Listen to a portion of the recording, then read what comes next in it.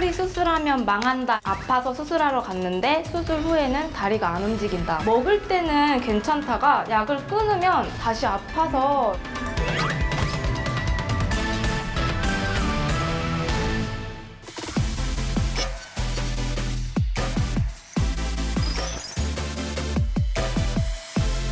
네, 안녕하세요 여러분. 대한척추신경외과학회 홍보위원회 이사 김수연, 안재민입니다.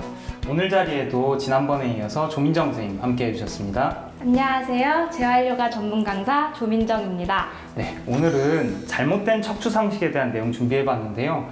허리 통증이 워낙 많잖아요. 그렇다 보니까 잘못된, 흔히 말해서 카더라식의 잘못된 상식들도 너무 많은 것 같아요. 민정 쌤은 혹시 잘못된 상식 생각나는 거 있나요? 허리 수술하면 망한다 이 말 되게 많이 들어봤는데요. 실제로 허리 아픈 분들도 이 점 많이 걱정하실 것 같아요. 두 분 교수님 어떻게 생각하시나요? 네, 맞아요. 실제로도 수술을 결정해놓고도 그러한 걱정들이 되게 많이 있으세요. 우리 척추는 우리 몸의 중심 축에 담당하다 보니까 수술한 이후에 합병증이 생기다 보면 뭐 다리가 못 움직이는 마비가 생긴다거나 만성 통증으로 이어질 수 있기 때문에 그러한 낭설이 정설처럼 떠도는 것 같아요. 난 아파서 수술하러 갔는데 수술 후에는 다리가 안 움직인다. 뭐 이런 상황 말씀하시는 그쵸. 거죠? 이런 상황이 많이 있나요? 가능성 자체가 그렇게 높지는 않아요. 근데 아무래도 사람 신경 주변을 수술하는 거다 보니까 가능성은 있을 수 있죠. 근데 수술하는 의사가 수술을 잘 하느냐 이것도 중요하겠지만 그것보다 더 중요해 보이는 거는 내가 왜 수술을 해야 되고 그리고 지금 내가 어떤 상태고 그리고 이 수술이 얼마의 위험성을 가졌는지를 충분히 이해를 한 다음에 수술을 결정하는 게 예상치 못했던 합병증을 줄이는데 더 중요할 것 같아요. 꼭 필요한 경우에만 수술을 받는 게 중요할 텐데 어떤 경우가 그런 경우인가요? 자, 1번 팔, 다리가 못 움직이는 마비 증상이 있는 경우, 두 번째는 대소변 장애가 있는 경우 응급수술의 대상이 되겠는데요. 그리고 내가 너무 아프고 저리고 해서 힘들어 일상생활이 너무 유지하기 힘든 경우는 또 그런 경우에도 수술적 치료를 고려해야 되겠고요. 그러한 경우가 아니라면 약물이나 뭐 물리치료, 시술 등 이러한 보존적인 치료로 증상을 유지해 오다가 추후에 악화되면 수술적 치료를 생각하게 되겠죠. 근데 저는 저 허리 수술하면은 허리 망한다 이런 말을 들었을 때 유압술에 대한 생각이 좀 많이 들더라고요. 유압술이면 나사 고정하는 수술 맞나요? 정확히 왜 하는 수술인가요? 네, 유압술은 문제가 되고 있는 그 관절 마디에 뭐 신경을 누르고 있는 부위들을 모두 다 제거를 하고 움직이는 부분을 나사로 고정해주는 수술을 의미하는데요. 어떠한 측면에서 보면은 문제가 되고 있는 그 부분에 대해서는 뭐 치료가 완결되었다라고 생각할 정도의 치료법이 되겠어요.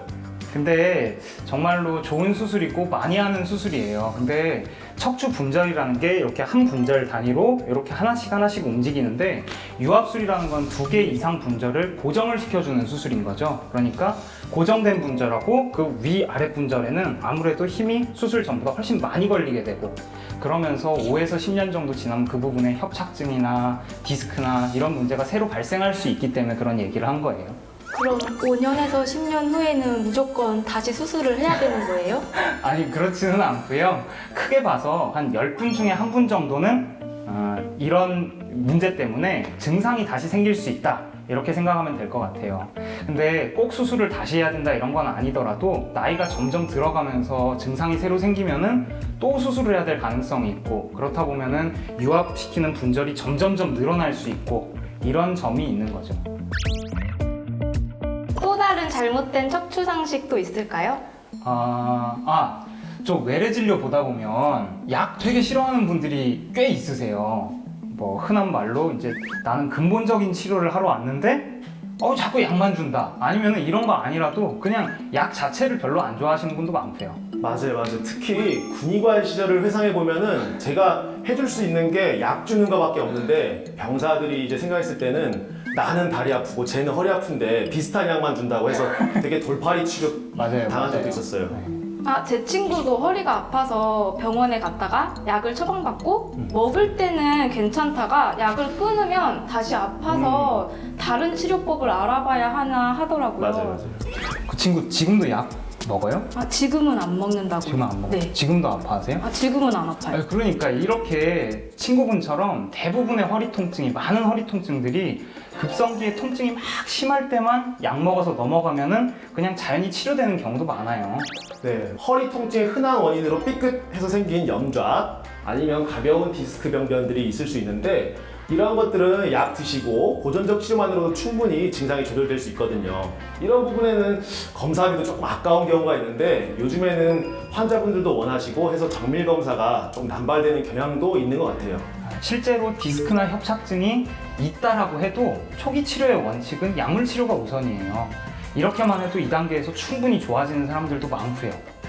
그래서 우리나라에서도 워낙 아픈 급성 디스크 아니면 협착증 이런 것 때문에 통증이 심한 분들도 보통 4에서 6주 정도는 약물 치료나 주사 치료 이런 보존적 치료를 우선 해보고 그 다음에 수술적 치료를 고려하라 이렇게 권장을 하고 있는데 그 이유가 약물 치료만으로도 많이들 호전되기 때문에 그런 거죠. 네, 이 영상을 보시는 시청자 여러분도 너무나 어렵게 생각 안 하셨으면 좋겠어요. 우리가 당뇨, 고혈압 있으신 분들 매일같이 약 드시면서 혈당 관리, 혈압 관리 하시잖아요. 그런 것처럼 허리는 평생 관리한다고 생각하시면 좋겠고 뭐 하루라도 허리를 안 쓴 날이 없기 때문이죠. 네, 역시 건강은 평생 관리죠. 그렇죠. 그럼 마지막으로 지난 시간처럼 저희가 위의 주제와 관련된 질문을 찾아보았는데요. 가장 많이 질문하신 내용 소개해 보도록 하겠습니다. 척추 수술을 했는데도 많이 아프다. 이러면 수술이 잘못된 걸까요? 물음표. 그리고 대형 병원을 가서 상담을 받아보는 것이 좋을까요? 물음표. 우선은 수술 이후에 통증이 지속된다고 해서 꼭 수술이 잘못됐다라고만은 볼 수는 없어요.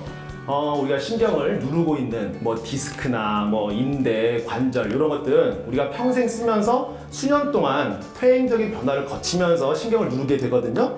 그래서 그런 것들을 수술로 한 방에 없었다고 해서 바로 좋아지지 않는 경우도 있다는 얘기죠. 그래서 그런 경우에는 관리가 수술할 이후에도 좀 필요할 수 있고요. 수술 전에 없던 마비가 생기거나 아니면 새로운 통증이 생기거나 그런 게 아니라면 6개월 이상 충분히 신경의 회복을 좀 기다려보는 게 좋겠어요.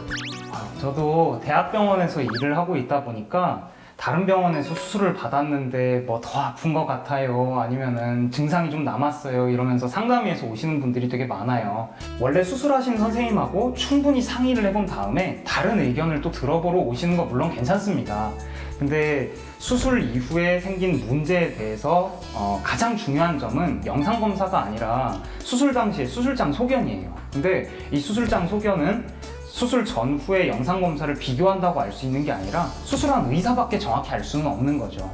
그렇기 때문에 문제가 생겼을 때 바로 큰 병원 가서 알아봐야지 이런 것보다는 수술한 선생님하고 충분히 상의하신 다음에 어떻게 할지 결정하는 게 제일 현명할 것 같습니다. 그렇군요. 잘 알려주셔서 감사합니다. 네, 오늘은 흔한 척추 상식에 대한 내용 다뤄보았습니다. 올바른 척추 건강 정보는 척추TV가 국민의 척추 건강은 척추신경외과가 지킵니다. 구독과 좋아요는 척추 건강을 유지하는 비결입니다. 감사합니다.